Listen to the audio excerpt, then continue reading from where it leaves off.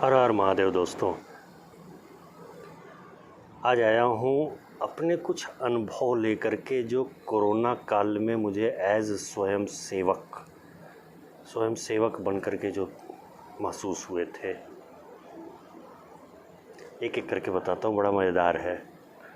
कुछ लोगों को अच्छा लगेगा सुन करके, कुछ बुरा लगेगा, लेकिन जो हुआ है अनुभव बताता हूँ। नवरात्र जब ख़त्म हो रहे थे इस साल, कोरोना फैल रहा था, लॉकडाउन नहीं शुरू हुआ था, लेकिन कोरोना की भयावहता शुरू हो रही थी। पिछले साल जैसा बूम नहीं आया था कोरोना में अचानक, तब थोड़ा थोड़ा महसूस होना शुरू हुआ कि हाँ, अब बाहर निकलना चाहिए। पिछले साल मैंने सहायता की थी, तो पिछले साल की सहायता जो है, लोगों को पास दिलवाना, उनके घर तक पहुंचने की व्यवस्था करवाना, लोगों को राशन पानी दिलवाना, पिछले साल ये डिमांड में था। इस साल डिमांड टोटल अलग थी। नवरात्र के शुरुआती हफ्ते में, अंतिम दिनों में, नवरात्र में पहले जिस चीज़ की थोड़ी थोड़ी अफरा तफरी मचनी शुरू हुई, अभी अफरा तफरी थी, वो थी ऑक्सीजन। अभी भागम भाग नहीं थी, लूट मार नहीं थी, अभी केवल अफरा तफरी शुरू हुई थी। लोगों ने अपने यहाँ सिलेंडर भरवा करके रखवाना शुरू किया। भरवाने की अफरा तफरी हो गई थी। पहले वो निकले। सबसे पहला कड़वा अनुभव वहीं पर हुआ कि जितने लोग भी हमसे ऑक्सीजन सिलेंडर भरवाने की मांग कर रहे थे, उसमें से मैं कह सकता हूँ कि 80 से 90% लोग कोरोना के मरीज नहीं थे। वो कुल प्रिकॉशन में कि सिलेंडर एडवांस में हमारे यहाँ हो जाए। शुरुआत में हमें ऐसे ही लोग मिले थे। बाद में फिर बेड की किल्लत शुरू हुई। हॉस्पिटलों में बेड की मांग बढ़नी शुरू हुई। इसमें आईसीयू और वेंटिलेटर बेड की जो है सबसे ज़्यादा मांग थी। वहाँ पे भी कुछ अनुभव हुआ, वो भी मैं कहूँगा कि कड़ू ही था। 50% से ज़्यादा लोग अपने मरीज को हॉस्पिटल में केवल इसलिए रखना चाहते थे क्योंकि वो मरीज को घर पे नहीं रखना चाहते थे। उनके मरीज को बेड की कोई ज़रूरत नहीं थी, वो केवल दूरी बनाना चाहते थे अपने मरीज से, इसलिए लोगों ने अपने मरीज को हॉस्पिटल में रखा था। और वेंटिलेटर बेड और आईसीयू बेड, ऑक्सीजन सिलेंडर, ये स्टेटस सिंबल बन गया था।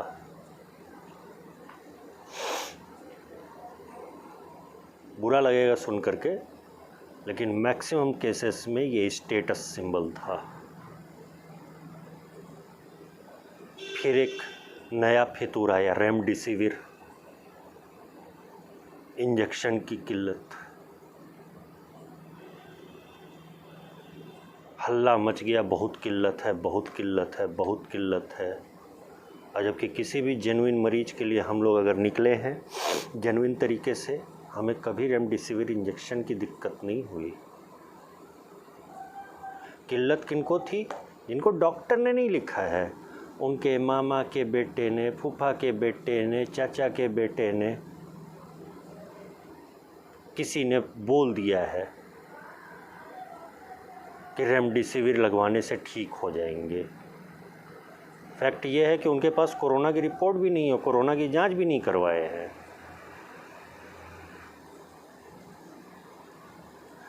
मैक्सिमम केसेस हमें ऐसे मिले थे जो अव्यवस्था से नहीं परेशान थे,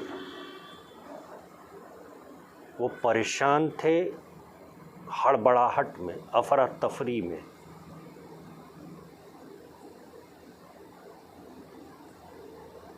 मेरी माँ हार्ट की मरीज़ है, पिछले 3 साल से उनको ऑक्सीजन नहीं लगा है, लेकिन 3 साल पहले मैंने ऑक्सीजन सिलेंडर लिया था प्लीज़ भरवा के रखवा दीजिए, नहीं अगर कुछ हो जाएगा तो मेरी माँ का कौन इलाज करवाएगा।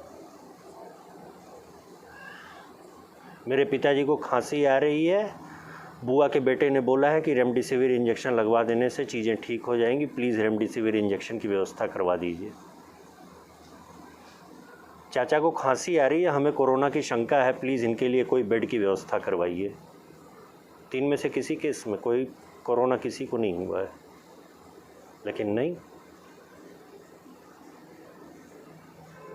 हो सकता है मेरे अनुभव आपको झूठे लगे, कुछ कड़वे लगे, लेकिन एज अ स्वयं सेवक में देखा कि केसेस बहुत ज़्यादा इस तरीके से थे। किसी दिन जो है जेन्युइन केस में असफलता का दुख होता था। मुझे अभी भी एक केस याद है कि 8 महीने की प्रेग्नेंट लेडी थी, मेरे पास कॉल आई थी, मैसेज भेजा गया था रात के 10:21 पर।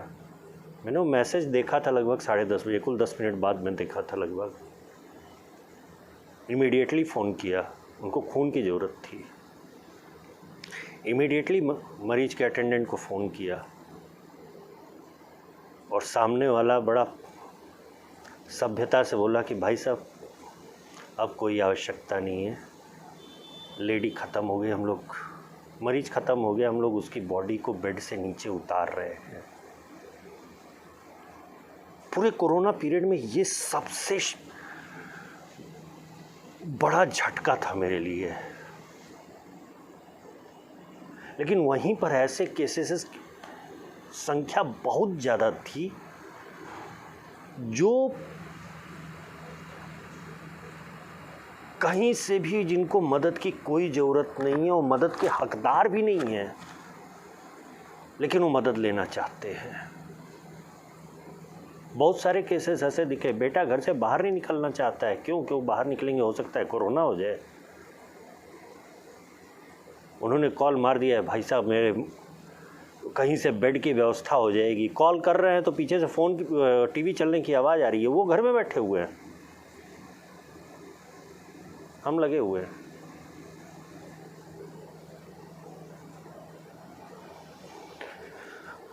लोग सोच रहे होंगे बताने का मेरा मकसद क्या है।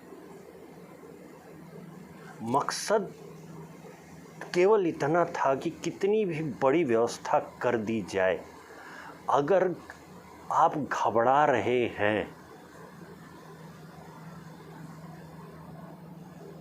अपने स्वार्थ में, तो उस व्यवस्था को अव्यवस्था बनाने में बस चुटकी बजाने भर का अंतर होता है। थर्ड वेव आएगी, कब आएगी या नहीं आएगी नहीं पता है, लेकिन प्लीज़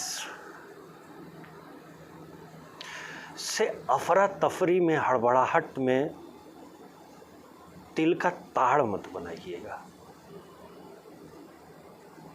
हर हर महादेव।